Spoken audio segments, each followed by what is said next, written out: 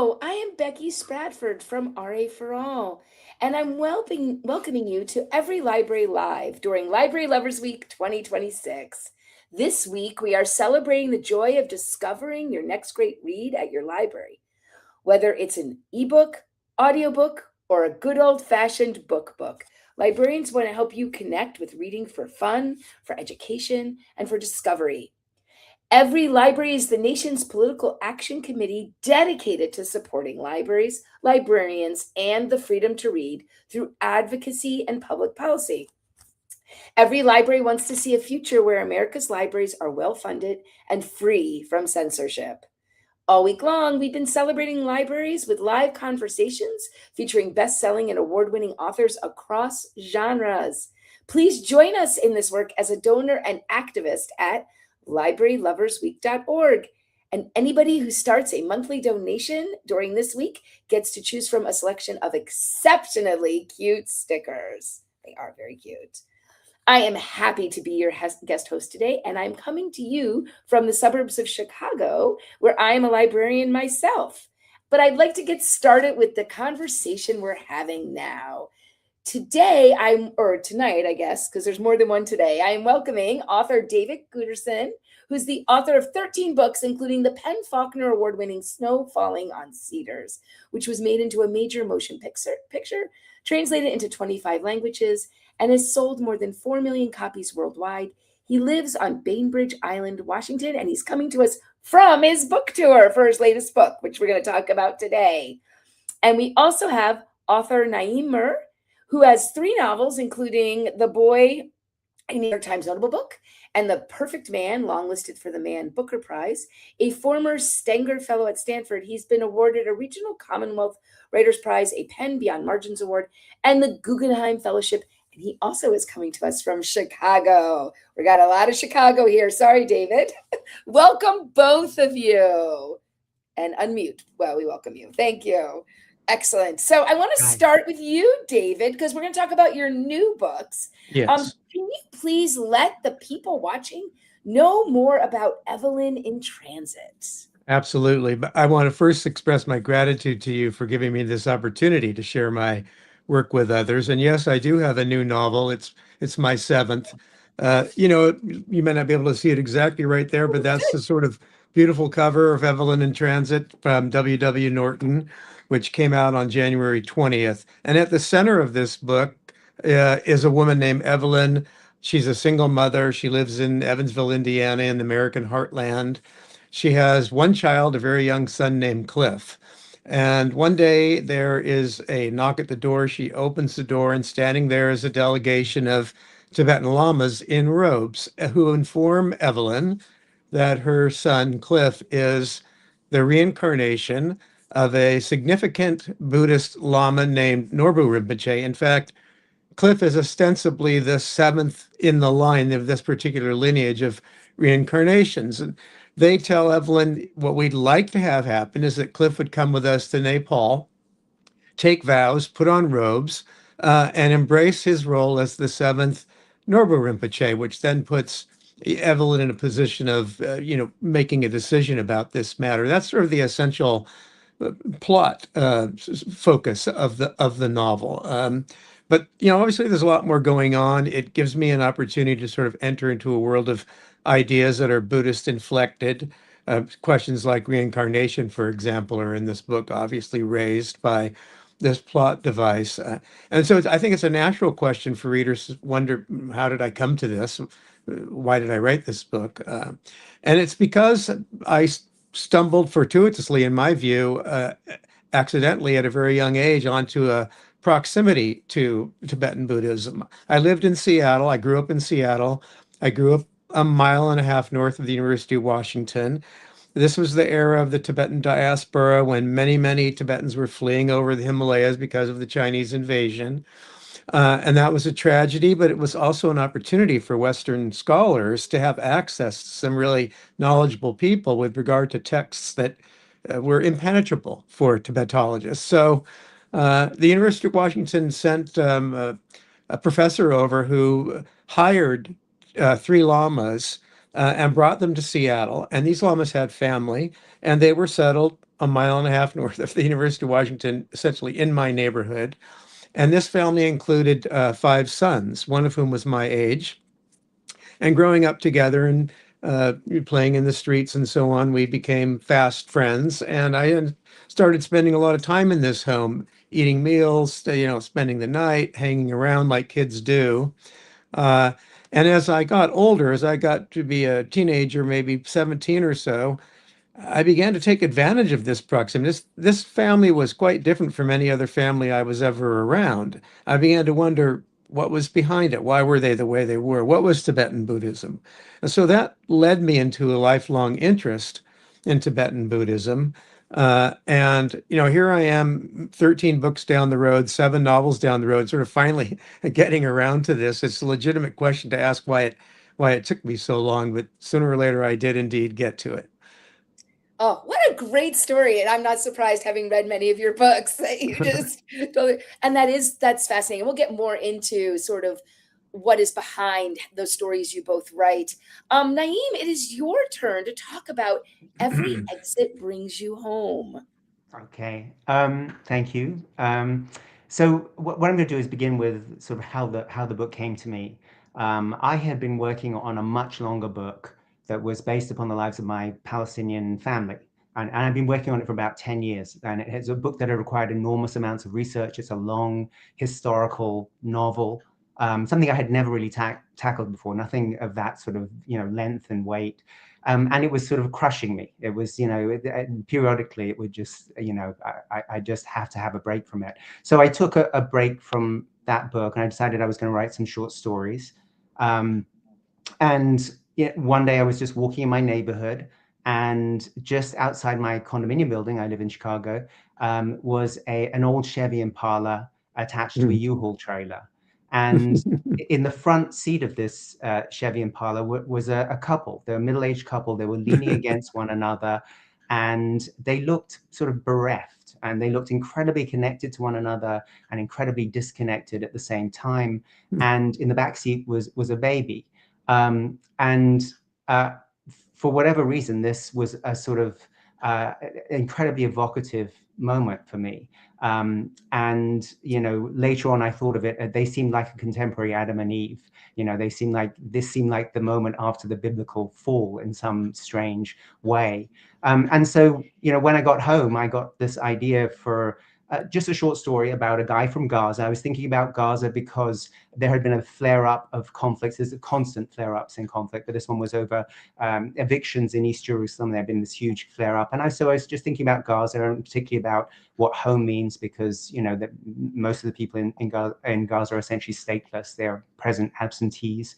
And so I got this idea for a story about a man from Gaza and a single mother moving into the apartment. And I had no idea what the story was going to be, but my sense was that it would end with that image of those two people on the road. And so it was just one of those moments where, and this has happened to me a few times before, where a book feels as if it has been gestating in you for a long time, and you just need a particular kind of prompt to suddenly cohere all of the things you've been thinking about and sort of feeling, over, years, maybe sometimes decades. David was just talking about how long it took him to get to this book, and a lot of writers have that experience. Barbara Kingsolver, she went to the Congo when she was 7, but didn't, write the Poison Wood Bible until she was nearly 40. So that had just brought to a crisis of birth all those things, all of these things that I was thinking about. And so the novel itself is about a man called Jack Shaban. He is from Gaza. He lives in a condominium building with his wife, Dimra, who is also from Gaza. And he's the president of a condominium association at the verge of bankruptcy. The novel is set in the 2007, 2008, the housing crisis, the housing collapse. And so everyone in the building is terrified they're going to lose their homes. And, a number of them are also first-generation immigrants. And into this mess, into this tension comes a single parent called Marsha, who moves into the basement apartment, and her arrival sets off a series of events and conflicts that draws Jack Shaban back to his past in Gaza, in beach camp in Gaza. And the book moves back and forward between the past, his sort of traumatic past in Gaza, and the present action. And they sort of infiltrate one another in sort of complicated emotional, psychological and spiritual ways. So, you know, I want to add that it's not all tragedy. There's a lot of, you know, the way I think of him is as a person, you know, who has a love, you know, a past that is too full of love to completely cauterize and too full of pain to completely assimilate. So, first of all, this is just wonderful to find out you both wrote such different stories, but I think this is important for the people watching, right, who love stories and libraries and want to sort of know the secret behind how these books are made. I love that you both have these long tales on these stories. But also, I just want everyone watching to know, look at how great of storytellers they are in talking about how they got to their books. I do a lot of these interviews. I want to give you both props for this. Those very good. But it doesn't surprise me, right? Because I've read your books and I've seen how you do this. So if everyone loved their storytelling, which I just did, you will love their books. But what I really want to talk about right now, because I think the role of place in both of these stories is really important, and really in everything you write about. And you both touched on that. You both talked about places very specifically when you were talking about how you wrote these stories too. But where we live, where we belong, how this works in conjunction with our own identities, all of it is part of the way you both write. It affects every human deeply. And I love how you explore it at length in your novels, because it is a universal human feeling, right? You work in fiction, but the places and characters you create feel real. So I would love it. And I'm going to let you go first, Naeem, if you could talk about how you think about place and identity and belonging. And you touched on it a little, especially with your characters being Palestinian, and belonging, and how all of that place, identity, belonging come into your stories so that you can create not just the places, but characters that we can attach to both emotionally and psychologically. right. It's a great question. It's a very, you know, so for me, you know, of course, a lot of the writing is subconscious, right? So you know, when you don't really think about the worlds that you create and the ways in which the characters are connected to place. But you know, I think that we all have, you know, our books in some sense are the same books, however different they are. You know, you have your own experience that feeds the book and that gives the book its life. And if you're ever going against that experience too extremely, it can be very hard to bring a book to life. I was born in London, but I ended up, my mother immediately as a baby, I was taken to Lebanon. My mother married a Palestinian man and they lived in Lebanon. We were in the hills around Lebanon. And so I grew up, for the first 4 years of my life, I was in, you know, sun, the smell of cedars, there were chickens, we were in a small villa. And then 4 years old, my father died and I ended up in London. You know, we went back to my grandmother's council flat, and London was this dark, sepulchral place, you know, and it wasn't the glamorous London a lot of people think of. You know, we were in Kilburn. And so, you know, I had suddenly, for me, it was like that moment in The Wizard of Oz, a reversal of that moment in The Wizard of Oz, when, you know, sort of, you know, a black and white Kansas becomes sort of Technicolor Oz, right? It was suddenly I went into darkness, I went into this place. So I think I've always felt uncomfortable. I was always uncomfortable there. I had a strange name. My mother, she gave us a sort of upper middle class English accent, me and my brother. She was actually Irish, but she'd had that knocked out of her brogue knocked out of her in a Dublin convent school. And we lived in a big block of flats that was full of working class people. So our accent was completely at odds with the place we were living in. So in terms of my identity and what home was, I was completely at odds with, you know, the place I was living in. I didn't feel English. I didn't feel Palestinian. I didn't feel Irish, even though I would hear my mother's brogue sort of come back with Irish neighbors of ours. So I think in a lot of my work, you have people who are at odds with their place and their home, or are struggling to find a way to assimilate with it or become a part of it.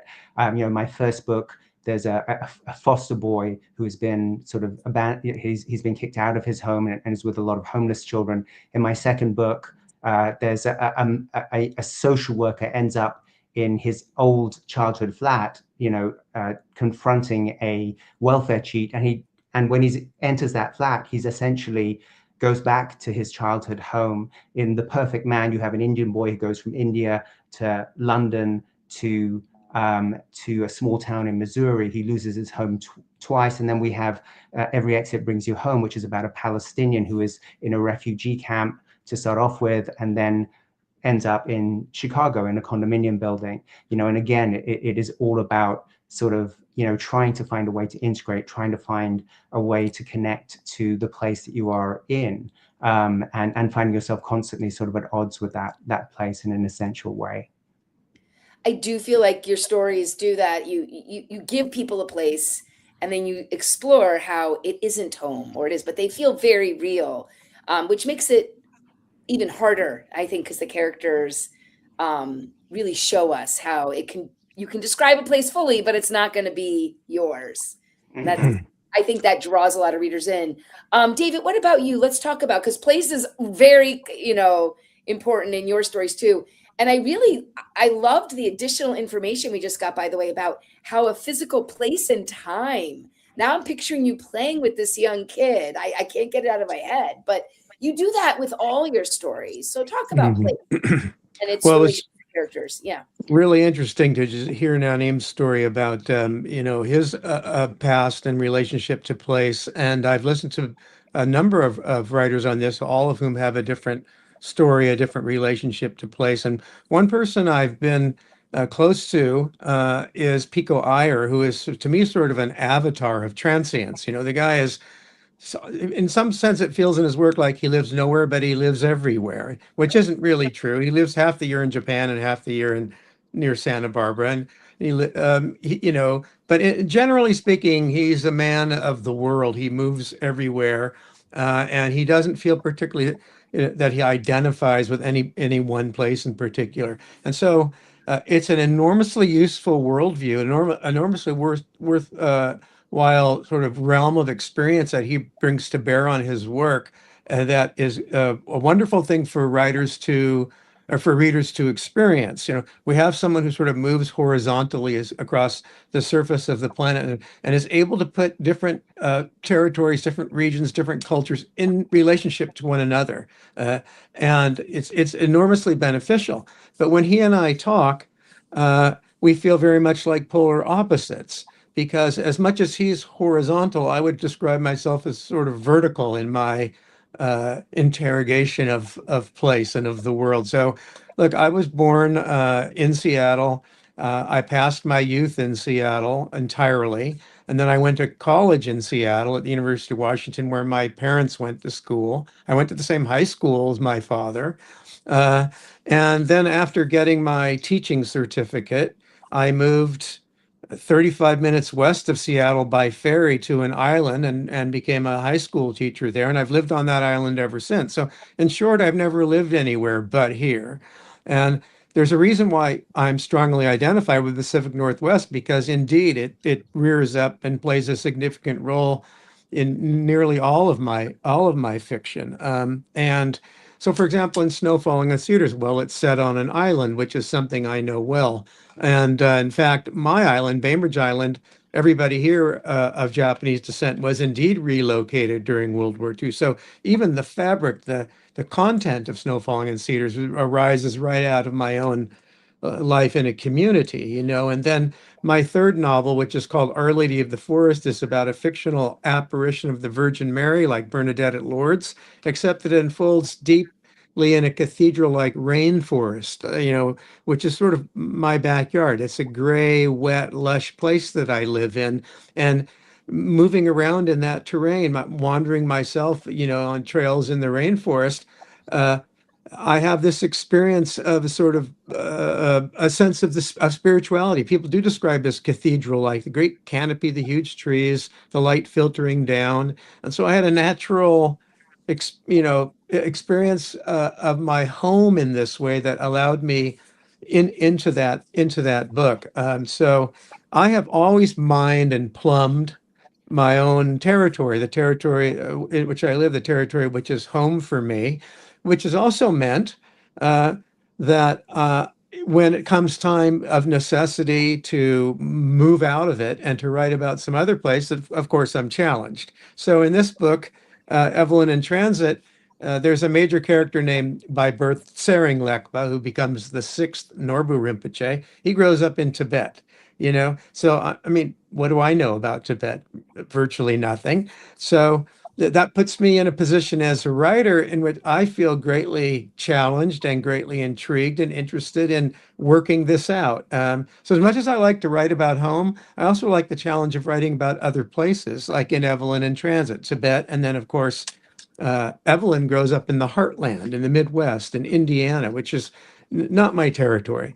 So I feel compulsion, instinct almost to try to stretch myself, beyond what I know personally. And I find that it energizes my work and forces me to ask new questions about character, because I think people are in some ways a function or a result of where they live. Place shapes you.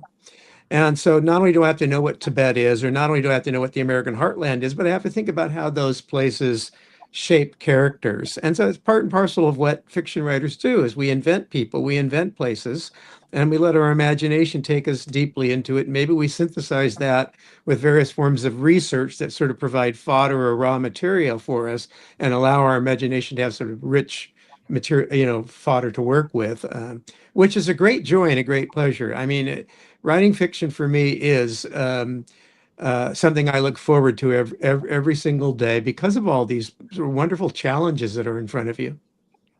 I think it's interesting that you said, David, that like this is just what writers do. I will assure you, both of you do it better than the average writer. So it is important. And the fact that you both spoke so eloquently and seriously about place and how you work it into your work, I think shows everyone watching that there is care in this. And I'm telling you, it comes through.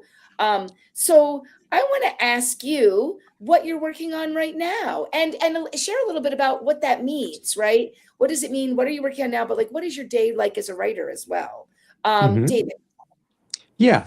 Well, so I mentioned, I've written 13 books. 7 of them are novels. 2 of them are story collections. So that's 9 works of fiction. And I have 2 volumes of poetry, and I have 2 nonfiction books. And now I've been working on another nonfiction book, which I'm calling Before You Touch the Next Word, which is about the art and craft of writing fiction. Not really a how-to book, in some regards a how-to book, craft and conventions of fiction writing. Beyond that, sort of musings and reflections. I mean, after doing it for a long time, I feel like I want to sort of formally put down my personal vision of what it means to be a writer. What is it that a writer does? And I've got that book essentially finished. I mean, it needs more work, and I will go back to it and work on it in the next 6 months or so. I've taken 50 excerpts from it and made them available to people by signing up for a newsletter on my website. And then this little snippet comes every Saturday morning for 50 Saturdays in 2026. And so, that's a way to just sort of get a taste, I guess, of what I'm sort of trying to do in this book. And then the other thing that I have in mind that I'm looking forward to and just starting to formulate uh, is I've always wanted to write a children's book. Um, Mm. and in particular, I think as you get older, you feel like you want to find some way to speak to children. And, I like to do a lot of different things. I like fiction, I like poetry, I like nonfiction, and I like to take risks and be a beginner. When I went into poetry, I really felt like a total beginner. That's a good feeling, to just setting out on a new path. And I think a children's book is a completely different thing from anything else I've done. And I look forward to sort of working my way into that. And so, yeah, a nonfiction book sort of on the craft of writing and a children's book for me. I want to read that children's book of you and your friend, the like getting to know each other, from different cultures. Naeem, what about you? What are you working on? And give people a snippet of what it's like, to be a writer. David's got a whole book about it. So what it's like to be a writer. Well, I'm working on. I've returned to. It's called Companions of the Fire, which is the book that was based upon my family's. My Palestinian family. And as I say, that's a huge historical novel. I've actually got a huge draft of it sort of ready. And for me, it's all about, I think I'm still trying to work out exactly how to tell it. I have moved between first person and third person, and now I'm going to tell it as a retrospective story. And that's what I'm sort of doing right now. And that's a huge undertaking to shift sort of points of views from it was third person. I've moved it into first person, and it's also a huge book. The books that really inspired me when I was younger. I loved really big books. I loved War and Peace. I loved those enormous canvases and lots of people. And of course, I'm discovering how hard it is to write a book like that, and just how much concentration and focus you have to do that. The thing about a big book is that you have to be in it. You have to be completely absorbed. I find that if I'm in a book, if I go out walking, whatever I'm doing, I'll start getting thoughts, ideas, bits of dialogue will start to sort of come to me. And so, the life of a writer, it really is. One reason I like it is because you can spend your day in your pajamas, right? You don't have to actually, but I think it's a good and a bad life. You have to have a balance, right? Because there's some way in which you have to cut the world out of your life, because you have to focus and you have to concentrate. And there is some way in which if you cut yourself too much off from the world, that your life itself, your work itself will wither, right? That there has to be this balance between really living and focusing on your work. So for me, being a writer is a it's a complicated thing. I love it sometimes, and sometimes I find it a burden. Working on a book like this, and also the other burden I think a lot of people who want to be writers or are writers here will know is just the whole publishing industry, and trying not to think about that when you are working. That's definitely a burden on a lot of writers, particularly now. Things are, I think, getting more difficult and tighter in that industry. But of course, I don't think I could be anything else. I don't think, this to be able to spend every day sort of creating, interacting, and being intimate with other people. I think for me, the thing that really drives me to write is intimacy between myself and the characters, between the characters and the readers, which that is an intimacy that you are mediating. For me, that's why I write, right? That's the thing, the pillars of fiction are truth and intimacy, right? It is the whole medium of fiction is intimacy, and often throughout the course of a book, some truth is trying to surface, slowly trying to surface, and there is this pressure that is pushing that truth to the surface, either in an individual character's life, or in terms of the whole scope of the novel in a more general way. And I love that. I love being able to enter that and feel the pressure of that truth surfacing. And sometimes as a writer, you don't even know what that is, right? It's just part of the writing process. For me, writing isn't a very conscious endeavor. There are lots of things you have to structure, but writing is very much comes, books gestating you, and then, you don't so much create characters as collaborate with them. If they feel right, if they're staring with you across, they sort of stare across the page at you. And that for me is when I feel that the book is alive and working.